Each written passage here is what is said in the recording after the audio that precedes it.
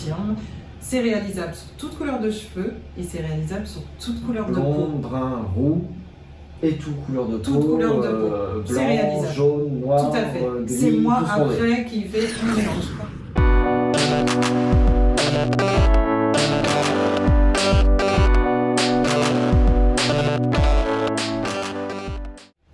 Bonjour Virginie. Bonjour.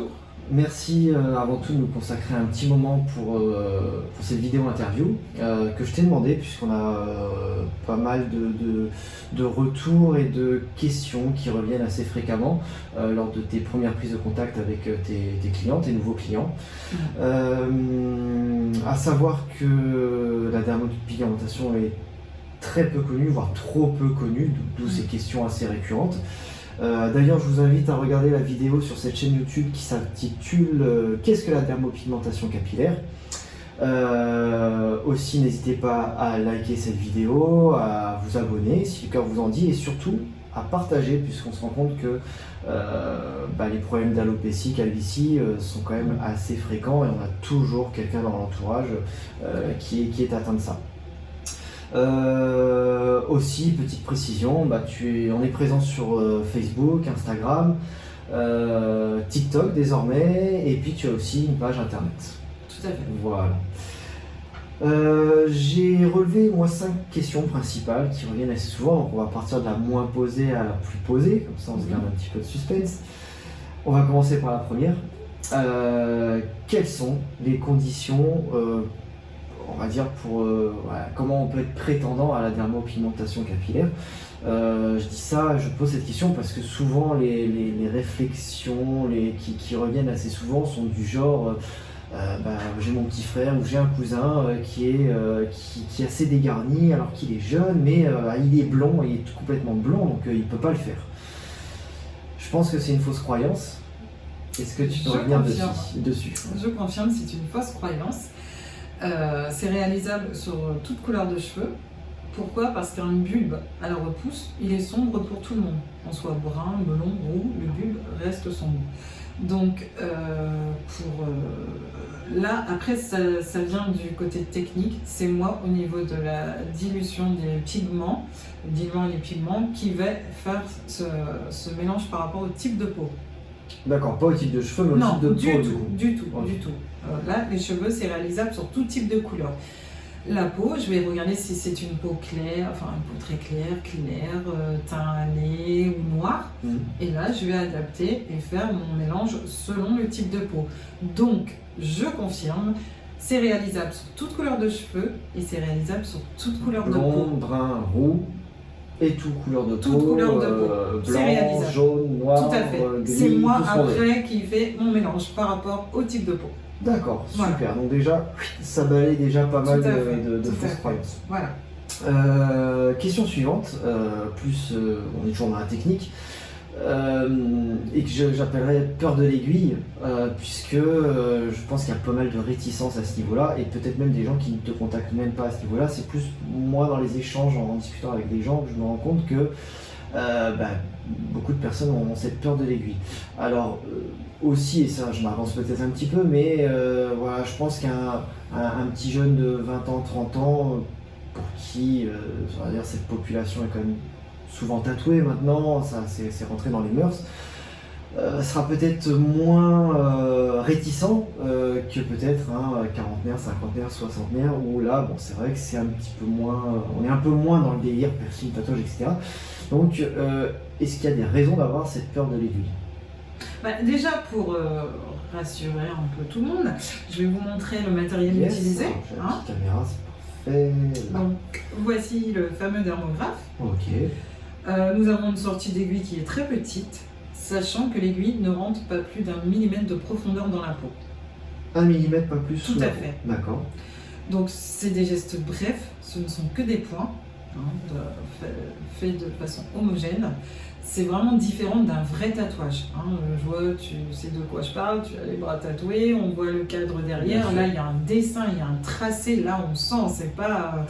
Là c'est vraiment... Oui, là tu es en train de dire, bref. c'est vrai que tu fais juste un aller-retour sur la peau, il n'y a pas de tracé. Et je me rends compte, les personnes que j'ai pu traiter auparavant, que ce soit de jeunes personnes ou des personnes plus âgées, de toute façon, dès l'instant où je commence à pigmenter la personne, je demande son ressenti. D'accord. C'est toujours indolore. C'est vraiment une méthode indolore, une méthode non invasive.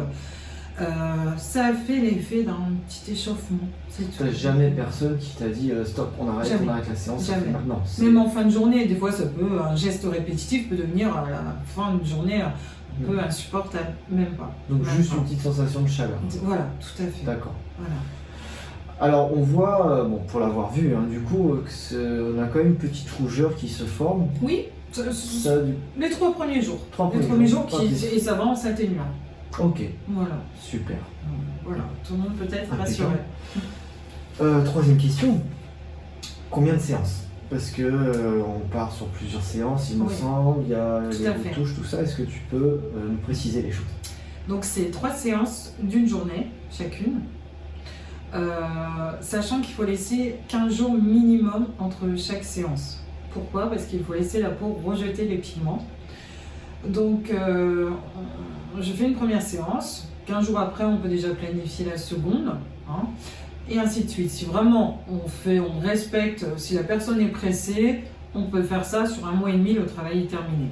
D'accord. Par contre, si une personne a moins de disponibilité, la personne me dit dans 15 jours je pourrais pas, dans 3 semaines non plus, dans 1 mois, c'est pas grave, c'est pas grave. Le principal c'est de laisser ces 15 jours pour laisser la peau rejeter les pigments. Et l'avantage de cette méthode, c'est que dès la première session, on a déjà un résultat bluffant. En témoignent les photos, les vidéos qu'on publie assez régulièrement. Des retouches peut-être à faire quand même sur du long terme? Alors, pour garder un résultat vraiment optimal, une petite retouche est conseillée au bout de 2 à 5 ans. Pourquoi? Parce que déjà, une alopécie, une calvitie... Alors, déjà, pardon, je te coupe. Déjà, pourquoi entre 2 à 5 ans? C'est assez fluctuant, du coup, c'est en fonction de quoi, du coup? De la peau de la personne. Il y a une personne pourra le faire vraiment dans plus longtemps, c'est-à-dire au bout de 5 ans. Une autre personne, la peau ne va pas réagir pareil et au bout de 2 à 3 ans, pour vraiment garder un super résultat, on retouchera un petit peu. Okay. Aussi parce que des fois, généralement une calvitie ou une alopécie va plutôt dans le sens où elle se développe plus. Donc là aussi, c'est pour cela qu'une retouche est conseillée. Oui, ça évolue dans un sens, on se dégarnit de plus en plus, jamais dans le sens inverse. Tout à fait. Ah oui, d'accord, pour combler peut-être les manquements qui commencent à y avoir aussi. Le résultat est permanent, mais pour garder vraiment un super résultat, une petite retouche est conseillée au bout de 2 à 5 ans. D'accord, super. Ouais. Autre question du coup, qui va un peu ensemble, le résultat, on parle de résultat définitif, de résultat permanent. Est-ce que tu peux nous dire pourquoi, plus précisément? Je vais donner l'exemple sur un maquillage permanent, microblading, où la tricopigmentation capillaire, c'est ce que je fais, sauf que c'est fait avec des pigments non organiques. Donc la peau va le rejeter plus facilement. Donc le fameux maquillage permanent est ce qu'on appelle tricopigmentation, tout à fait, qui est à part. Tout à fait. D'accord. Là, c'est pas le même pigment finalement. Non. Un maquillage permanent, on va devoir faire une retouche tous les 6 mois environ. Que la dermopigmentation, comme je l'ai dit, une retouche est nécessaire au bout de 2 à 5 ans. On est quand même dans un résultat durable. Pourquoi? Parce que ce sont des pigments organiques. Donc c'est composé de carbone, de désinfectants, hydratants, fongicides. Donc voilà, on est vraiment dans des produits naturels. Ouais, assez sécure. Tout à fait. Ouais. Ok. Bon, c'est bien, ça permet de rassurer aussi à ce niveau-là. Oui. Produit de qualité. Voilà. Et ça, c'est le diluant que j'utilise avec le pigment. Donc ça, oui, après tu fais ta petite popote, tu vois la cupule ici en dessous, tu fais ton mélange. Tout à fait. Selon la couleur de peau, comme je l'ai expliqué précédemment. D'accord. Parfait. Et du coup, ça nous amène à la question principale. Le tarif. Les sous-sous, bah oui, forcément, c'est alors souvent, un peu trop souvent d'ailleurs, et malheureusement, c'est la première question qu'on te pose, sans même que tu saches ce qu'il y a à faire. Donc, on peut comprendre parce que c'est vrai que quand on voit les chiffres, c'est un budget, faut le reconnaître. Du coup, on va essayer d'apporter un maximum de précision, si tu veux bien, à ce sujet. Le barème des prix et propranicone. Alors déjà, je précise une chose, c'est que ça comprend les 3 premières séances. Les 3 premières D'accord, les sessions tarifs d'une que je journée. vais donner là, Le tarif que je c'est vais donner, les fameuses 3 journées espacées de 15 jours. Voilà, Ok. les fameuses 3 journées sont dans le tarif que je vais D'accord. donner. Donc sur un cheveu long, où on veut atténuer l'alopécie, où on veut redonner un effet de densification, selon le type d'alopécie, on ira de 600 à 1200 euros. Pardon. D'accord. 600 à 1200 euros. un peu clairsemé. Plus ça va être clairsemé, 1200, plus on là, approchera les 1200. D'accord. Voilà. Si c'est une petite alopécie, on démarrera à 600. D'accord. Après, exceptionnellement, on peut monter dans un cas extrême à 1500 euros. Ce cas extrême, c'est, je n'ai pas expliqué encore, c'est des fois une personne, si vraiment elle est trop clairsemée, je ne vais pas dire que le travail n'est pas réalisable, mais on n'aura pas l'effet attendu. On n'aura pas l'effet trompe-l'œil, enfin vraiment le résultat sur une alopécie qui est trop conséquent. Mais à la demande du client, je peux le faire si ça peut lui redonner de l'assurance et atténuer un petit peu le visuel de l'alopécie, sachant qu'après il y a une façon de se coiffer et là on a quand même un beau résultat. Voilà, je pense qu'il doit y avoir des positions pour quand même essayer de couvrir au maximum avec les cheveux qui restent, etc. Mais ça reste, c'est un cas isolé. Voilà, c'est pour ça que je dis vraiment en cas extrême. Sinon, on va dire de 600 à 1200 euros. Voilà. Donc ça, c'est pour les gens qui veulent garder les cheveux longs, donc hommes ou femmes, finalement. Et qui veulent redonner une belle densification, où là, vraiment, on ne voit plus le crâne, l'effet clairsemé est vraiment inexistant. Voilà, on a et il y a l'effet crâne rasé aussi que tu proposes. Oui. Alors là, sur l'effet crâne rasé, on est de 700 à 2800 euros. D'accord. Je précise que 2800 euros, c'est un crâne rasé complet. D'accord. Un effet rasé sur toute la tête, il n'y a même pas la couronne, il n'y a plus rien. Là, il faut tout recréer. Là, on est à 2800 euros. D'accord, vraiment une tête complète. Voilà. Et du coup, il y a les retouches. Donc ça comprend les 3 premières séances. Oui, ça, c'est les 3 séances. Et à part, donc tous les 2 à 5 ans, comme tu disais, il y a des retouches à faire. Oui, cette fameuse petite retouche, là, je demande un tiers du prix. D'accord. C'est-à-dire une personne qui aura payé 900 euros, sa petite retouche paiera 300 euros. D'accord. Quelqu'un où c'est beaucoup plus conséquent, on est à 1500. Elle paiera 500 euros. C'est un tiers du prix. D'accord, faut compter un tiers. Voilà, tout à fait. D'accord.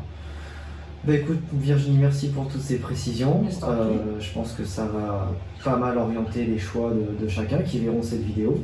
Oui. Et puis de toute façon, on se retrouve très vite pour des photos avant-après, des vidéos, etc. Avec plaisir. Pour faire Vivicom. Tout à fait. Merci encore. Merci. Ciao, ciao. Au revoir.